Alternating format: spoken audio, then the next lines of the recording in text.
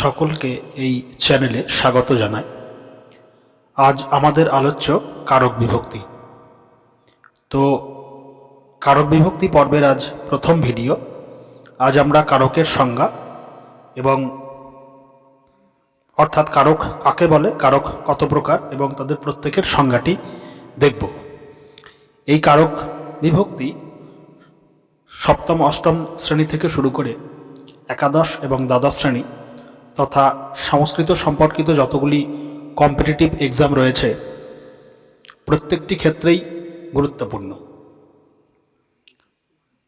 তো শুরু করি আজকের আলোচনা। তো প্রথমেই দেখতে হবে কারক কাকে বলে। কারকের যেটি সংজ্ঞা সেটি হচ্ছে ক্রিয়ান্বয়ী কারকম, অর্থাৎ ক্রিয়ার সঙ্গে যার সম্পর্ক থাকে বা অন্বয় হয়, ক্রিয়ার সঙ্গে কার্য সম্পাদনের ব্যাপারে ক্রিয়ার সঙ্গে যার প্রত্যক্ষ অন্বয় বা সম্বন্ধ আছে তাকে বলা হয় কারক। তো কারক কয় প্রকার? কারক হচ্ছে 6 প্রকার।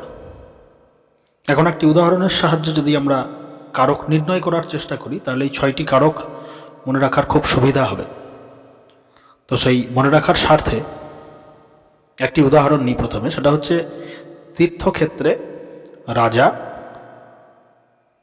নিজের হাতের দ্বারা কোষ থেকে দরিদ্রদের ধন দান করছেন, যার সংস্কৃতটি দাঁড়াবে নৃপঃ তীর্থক্ষেত্রে কোষাৎ স্বহস্তেন দরিদ্রায় ধনং দদাতি। এই যে বাক্য রয়েছে, এই বাক্যের মধ্যে আমরা 6টা প্রশ্ন করব। এই 6টা প্রশ্ন থেকেই 6টা কারক নির্ণীত হবে। প্রথম যে প্রশ্নটা আমরা করব এই বাক্যটিকে, সেটা হচ্ছে কঃ দদাতি, অর্থাৎ কে দিচ্ছেন। এই কে দিচ্ছেনের উত্তর হবে রাজা দিচ্ছেন। এখানে শব্দটি হচ্ছে নৃপঃ, নৃপ অর্থাৎ রাজা। তো কে দিচ্ছেন বা ক দদাতি, এই ক দদাতিকে প্রশ্ন করলে বাক্যটিকে যে উত্তরটি আসে সেটি হচ্ছে কর্তৃকারক। দ্বিতীয় প্রশ্ন যদি করি কিং দদাতি, অর্থাৎ কি দিচ্ছেন, সেক্ষেত্রে হবে ধনম, অর্থাৎ ধন দান করছেন। এখানে হবে কর্মকারক। তাহলে কি দিয়ে বা কিং যদি প্রশ্ন করা হয় বাক্যটিকে, তাহলে উত্তর আসে কর্মকারক। তারপর রয়েছে কেন দদাতি, অর্থাৎ কিসের দ্বারা দিচ্ছেন। এখানে উত্তর হচ্ছে স্বহস্তেন। তো এই কিসের দ্বারা দিয়ে প্রশ্ন করলে যে কারক আসে, মানে যে কারকটি নির্ণীত হয়, সেটি হচ্ছে করণ কারক। তারপর চতুর্থ কারক নির্ণয় করতে গেলে বাক্যটিকে প্রশ্ন করব কাকে দিচ্ছেন, অর্থাৎ কসময়ী দদাতি, কাকে দিচ্ছেন, দরিদ্রকে, দরিদ্রায়। তো এই দরিদ্রতে হচ্ছে সম্প্রদান কারক।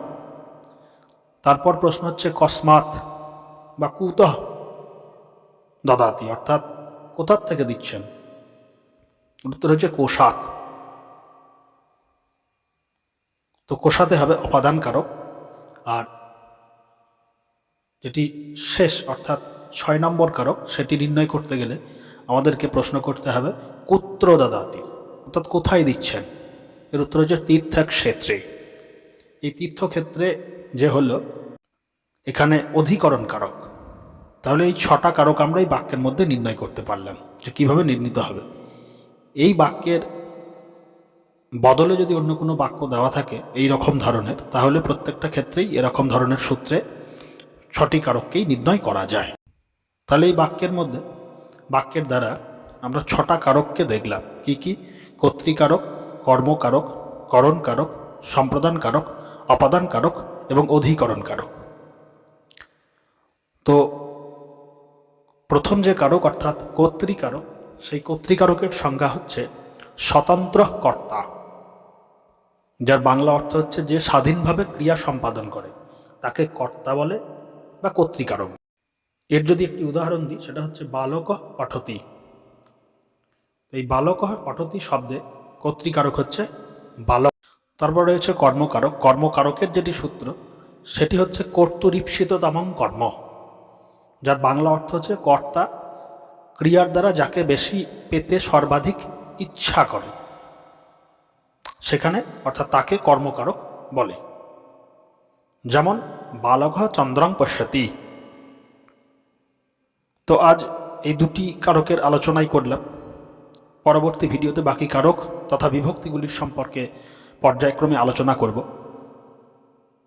ভিডিওটি ভালো লাগলে বন্ধুদের সঙ্গে শেয়ার করবে, চ্যানেলটি সাবস্ক্রাইব করে পাশে থাকবে। আজকের ভিডিও এখানেই শেষ করছি। দেখা হচ্ছে পরের ভিডিওতে। ততক্ষণের জন্য ধন্যবাদ। খুব ভালো কাটুক দিন।